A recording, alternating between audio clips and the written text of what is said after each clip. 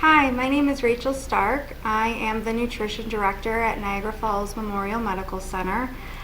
What I have been doing since starting and joining a few months back is really focusing on creating a different menu for our patients and residents. So my mission with joining is to create a new view of how we look at hospital food. Hospital food should be something that we look forward to eating because we need nutrition in order to heal and go home to our loved ones.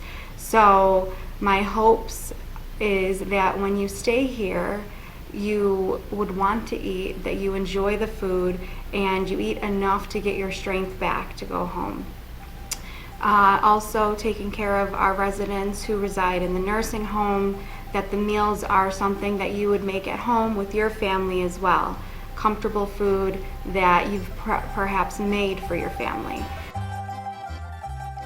So today we are going to be making one of our new menu items we have at Niagara Falls Memorial. It's called Chicken Florentine, one of my favorite recipes to make, and it's just one of those good traditional recipes that a lot of people make at home. The goal here is to really have recipes that make the patients feel like they are at home while also taking care of all of their restrictions. So what we have here today, before we start prepping, I'll introduce everything we have.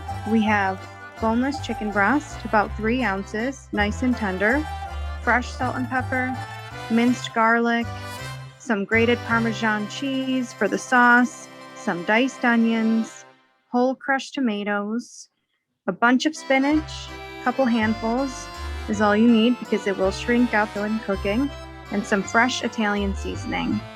Adding fresh Italian seasoning and other herbs like oregano or rosemary, thyme can really enhance the flavors of any dish without providing any additional nutrients or minerals that our patients can't have. When we're in the hospital, a lot of our patients have restrictive diets that we have to adhere to. So adding other fresh herbs is actually something that we can do without compromising taste that a lot of bland recipes may have when we eliminate some ingredients. So right here, I'm just going to start with my prepping. I'm going to bath the chicken with salt and pepper, not adding too much salt, of course, to make sure that we're not going to over provide for those who can't have a lot of salt in their diet.